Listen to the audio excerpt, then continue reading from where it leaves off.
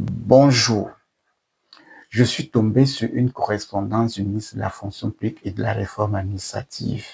Une correspondance qui date du 6 mars 2026. Correspondance dans laquelle il s'adresse à un de ses anciens collaborateurs détenu à la prison centrale de Koundangui depuis le 6 février 2017 sans jugement. Il annonce à ces derniers que ses droits à la pension sont suspendus. Pour arriver à cette décision, le ministre de la fonction publique s'appuie sur 3 articles, 2 du statut général de la fonction publique et 1 du décret portant régime des pensions civiles au Cameroun. Les articles du statut général de la fonction publique sont l'article 104 qui dit que la position de gestion du détenu, c'est la cessation temporaire des services, et l'article 106 qui dit que la situation ne sera réglée qu'avec un jugement qui aura revêtu l'autorité de la chose jugée. Et l'article 13 du décret portant régime des pensions civiles au Cameroun, selon le ministre de la fonction publique, cet article ne lui permet pas d'étudier le dossier de pension d'un agent public qui demande sa pension alors qu'il est en détention. Donc, le ministre de la fonction publique déduit que tant que l'autorité de la chose jugée n'a pas habillé le jugement qui sanctionnera la détention, le détenu n'a pas droit à la pension.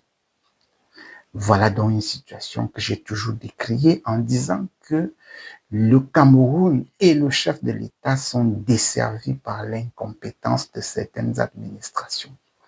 Et l'administration que j'ai presque toujours pointée du doigt est le ministère de la fonction publique et de la réforme administrative.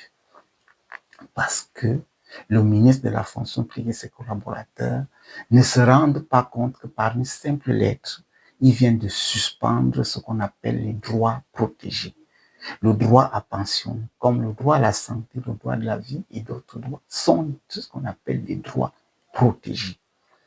Tous les pays du monde élaborent des dispositifs particuliers pour préserver ces droits. Et le Cameroun n'a pas fait exception. Le Cameroun a un dispositif particulier pour protéger le droit à pension. C'est pour ça que le décret de 1974 définit le régime des pensions civiles au Cameroun. Et le président de la République, en 1994, par le statut de la fonction publique, a organisé, a matérialisé ce droit, a renforcé le dispositif qui gère ce droit. Et ce dispositif a encore été renforcé en 2000. Alors, je me rappelle qu'en 2012, pendant que Mme Evie était secrétaire permanent à la réforme administrative, elle a mis sur pied dans le cadre du projet CISUPRES une équipe de 30 personnes au moins que j'ai eu le privilège de conduire pour l'élaboration des règles de gestion de l'administration publique au Cameroun. Parce que il fallait établir, c'est ça la règle de gestion. La règle de gestion est une norme administrative opérationnelle qui établit un pont entre le droit et l'acte de carrière. Parce que l'acte de carrière doit être considéré comme un dispositif qui permet de gérer la situation d'un fonctionnaire à un moment donné de sa carrière. Et nous avons travaillé d'arrache-pied pendant 4 mois et nous avons produit 12 tomes des règles de gestion de l'administration publique au Cameroun. Nous avons donc pu organiser pour chaque acte de carrière les conditions de déclenchement de droit, les fondements juridiques du droit, les délais, les intervenants, les conditions de contrôle de conformité des régularités, les effets juridiques, les effets financiers, au moins 10 informations qu'on retrouve dans la règle de gestion. Ce document, il est disponible au ministère de la fonction publique. Il aurait suffi au ministère de la fonction publique d'aller chercher ce document parce que ce document, il a été validé par une réunion que présidait le ministre de la fonction publique et de la réforme administrative, Ange-Michel Ngouin. Alors, le dispositif de gestion de la situation de cessation temporaire des services du détenu est plus complexe que cela, monsieur le ministre de la fonction publique.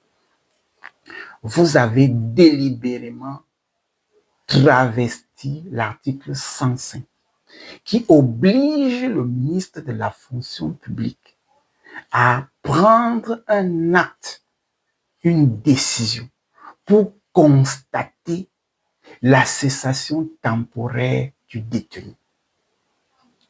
L'article 105 nouveau en 2000 multiplie les possibilités par lesquelles le ministre de la fonction publique peut être au courant pour constater la situation temporaire, la cessation temporaire du service du détenu. Et c'est un acte de carrière, un acte de position. Donc cet acte de carrière, dans le document qui existe au ministère de la fonction publique, nous avons relevé, regroupé tous les textes qui fondent cet acte de carrière. Et il ne s'arrête pas à 3 textes. Il y a l'article 104, effectivement, qui définit la position en tant que cessation temporaire de service. Et il y a l'article 105 qui oblige le ministre de la fonction publique à faire un constat de cessation temporaire de service. Et l'article précise que s'il ne le fait pas, c'est une faute disciplinaire. Donc, normalement, c'est une obligation.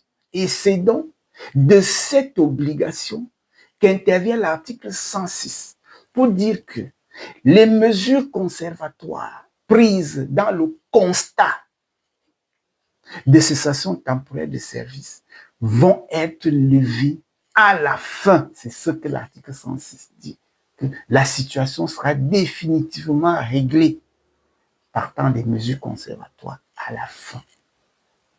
Et monsieur le ministre de la fonction publique, il y a l'article 108 qui définit les relations entre l'administration et le détenu pendant la détention. Et l'article 26 définit le droit à la rémunération du détenu pendant la détention. L'article dispositif a été renforcé par 2 autres articles du décret que vous avez cité, 74, sur le régime des pensions. Et ce n'est pas l'article 13. Ce sont les articles 22 et les articles 23. Et c'est là la chose la plus grave, monsieur le ministre. Parce que le président de la République, par cet acte, a rendu au Cameroun la suspension du droit à la pension inaliénable.